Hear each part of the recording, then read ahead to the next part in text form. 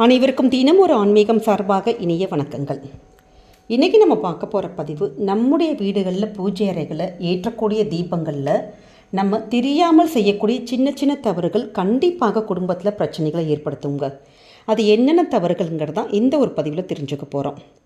நம்முடைய வீட்டில் பூஜை அறையில் காமாட்சி விளக்காக இருக்கட்டும், குத்து விளக்காக இருக்கட்டும், அகல் விளக்கு, எந்த விளக்குகள் ஏற்றினாலும் அதை முறைப்படி நம்ம ஏற்றினா தான் நமக்கு தெய்வத்துடைய அருள் கிடைக்குங்கிற ஒரு ஐதீகம் இருக்குது. அப்படி விளக்குகள் ஏற்றும் போது நம்ம தெரியாமல் செய்யக்கூடிய சில தவறுகள் குடும்பத்தில் நிறைய பிரச்சனைகள் வரும்.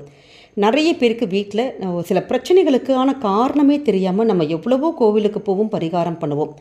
ஆனால் இந்த காரணத்தால் தான் நமக்கு வீட்டில் பிரச்சனைகள் ஏற்படுதுங்கிற விஷயங்கள் நிறைய பேருக்கு தெரியாமையே நம்ம அந்த தப்பை திருப்பி திருப்பி பண்ணிகிட்ருப்போம். இந்த பதிவை பார்த்தவுடன் தயவு செஞ்சு உங்களுடைய பூஜையில் இது மாதிரியான தவறுகள் இருந்தால் கண்டிப்பாக மாற்றிக்கோங்க. நம்முடைய வாழ்க்கையில் நமக்கு மனசு மகிழ்ச்சிக்காகவும் குடும்ப நிம்மதிக்காகவும் தான் நம்ம டெய்லி விளக்கேற்றுறோம். அப்படிப்பட்ட அந்த பூஜை அறையானது கண்டிப்பாக சுத்தமாக இருக்கணுங்க.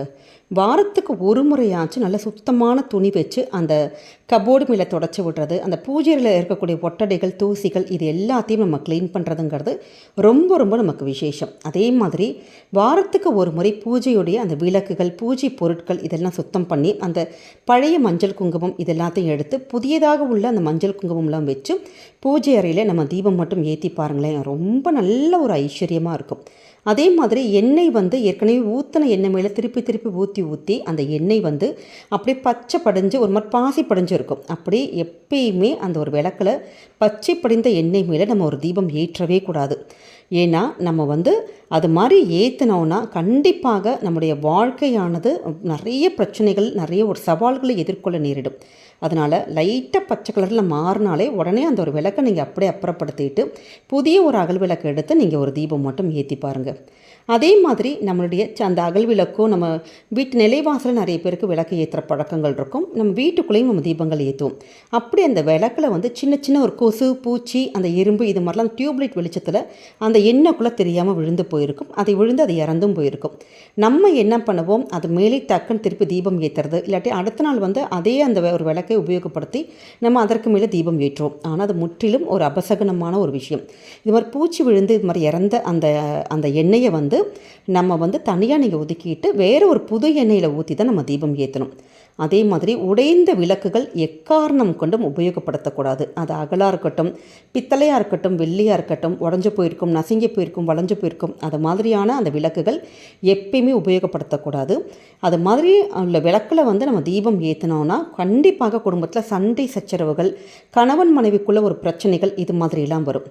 அதே மாதிரி மிக முக்கியமான விஷயம், ஒரு கோவிலுக்கு போகிறோம். கோவிலில் போகிறப்ப ஒரு தீபம் ஏற்றுறப்ப அடுத்தவங்களுடைய ஏற்றின அந்த விளக்குலேருந்து நம்ம ஒரு விளக்கு ஏற்றவே கூடாது. நம்ம தனியாக ஒரு தீப்பெட்டி நம்ம வீட்டிலேருந்து கொண்டு போகணும். இல்லாட்டி கடையில் காசு கொடுத்து அந்த தீப்பெட்டியை மட்டும் நீங்கள் வாங்கிட்டு அப்படி தான் அந்த ஒரு தீக்குச்சி வச்சு தான் தீபம் ஏற்றணும். அதே அந்த ஒரு தவறுகள் நிறைய பேர் பண்ணுறாங்க ஒரு கோவிலில். அது மாதிரியான தவறுகள் இனிமேட்டு பண்ணாதீங்க. அது மாதிரி குறிப்பாக எந்த திசையில் நம்ம தீபம் ஏற்றணுங்கிறது முக்கியமான ஒரு விஷயமா இருக்குது. தீபம் ஏற்ற முக்கியமான திசை எதுன்னு கேட்டிங்கன்னா வடக்கு மற்றும் கிழக்கு திசை தான்.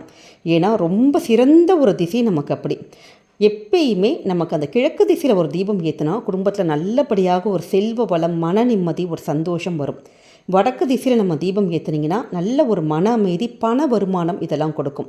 மேற்கு திசையில் நம்ம தீபம் ஏற்றினா தேவையற்ற அந்த வீண் செலவுகள், ஆடம்பர செலவுகள் இது எல்லாமே நமக்கு அதிகரிக்கும் ஒரு ஐதீகம் இருக்குது. தெற்கு திசையில் எக்காரணம் கொண்டும் நம்ம தீபம் ஏற்றக்கூடாது. அதே நேரத்தில் முன்னோர்களை நினச்சிட்டு பித்திருக்களுக்கான அந்த தீபங்கள், யம தீபங்கள் இதெல்லாம் தெற்கு திசையில் நம்ம தீபம் ஏற்றலாம். அதே மாதிரி வீட்டில் தீபம் ஏற்றுறவங்க காலையில் உள்ள பிரம்ம முகூர்த்த நேரத்தில் தாராளமாக ஏற்றலாம். மாலையில் ஒரு 5 மணிலேருந்து அதிகபட்சமாக ஒரு 7லேருந்து ஒரு 8 மணிக்குள்ளே நம்ம தீபம் ஏற்றினா குடும்பத்துக்கு ஒரு நல்ல பலன்கள் கிடைக்குங்க. அது மாதிரி விளக்கு ஏற்றி கொஞ்சம் நேரத்தில் டக்குன்னு நம்ம அணைக்கக்கூடாது. வீட்டில் குறைந்தது ஒரு 30 நிமிடம், அதாவது ஒரு அரை மணி நேரமாச்சும் அந்த தீபமானாச்சு நமக்கு எரியணும். அதே நேரம் அதை நம்ம ஒரு நம்முடைய விரல் கொண்டோ இல்லை அது மாதிரிலாம் அந்த வாயால் ஊதி அணைக்கிறது இது மாதிரி செய்யக்கூடாது. கையில் ஒரு புஷ்பத்தை வச்சு தான் நம்ம தீபத்தை உள்ளி இழுத்து தான் நம்ம தீபத்தை அணைக்கணும். அதே மாதிரி நம்முடைய வீட்டு நிலைவாசலில் எவ்வளோ இருக்கட்டும், நம்முடைய வீட்டிலையா இருக்கட்டும், வெறும் தரையில் நம்ம தீபங்கள் எப்பயுமே ஏற்றக்கூடாது. அதற்கு அடியில் ஒரு பித்தளை தட்டோ இல்லாட்டி சின்னதான ஒரு இலை, ஏதாவது ஒரு இலை வச்சு ஒரு தீபங்கள் நம்ம ஏற்றணும். இப்படி சின்ன சின்ன ஒரு அந்த முறையில் நம்ம தீபத்தை சாதாரண ஒரு தீபமாக இருக்கலாம், நம்ம அப்படி நினச்சிட்டு இருப்போம் சின்னதான ஒரு தீப வழிபாடு தானேன்ட்டு. ஆனால் இந்த தீபம் ஏற்றுவதில் இவ்வளோ ஒரு சூக்ஷ்மமான விஷயங்கள் இருக்குது. கண்டிப்பாக இந்த டிப்ஸ் எல்லாமே உங்கள் எல்லாருக்கும் பிடிச்சிருக்கும்னு நினைக்கிறோம். நமக்கே தெரியாமல் ஏதாச்சும் சின்ன சின்ன தவறுகள் பண்ணியிருந்தா கூட இந்த ஒரு பதிவை பார்த்து கண்டிப்பாக நீங்கள் மாற்றிக்கோங்க. இந்த ஒரு பதிவானது நிச்சயம் உங்கள் எல்லாருக்குமே பிடிச்சிருக்கும்னு நினைக்கிறோம். பிடிச்சிருந்தா உங்களுக்கு தெரிஞ்சவங்க, ஃப்ரெண்ட்ஸ், ஃபேமிலி மெம்பர்ஸ் எல்லாருக்குமே ஷேர் பண்ணுங்கள். அவங்களும் இதை பார்த்து பயன்பெறட்டும். நம்முடைய சேனலை சப்ஸ்கிரைப் பண்ணி உங்களுடைய ஆதரவுகள், சப்போர்ட்டுகள் எங்களுக்கு கொடுங்க.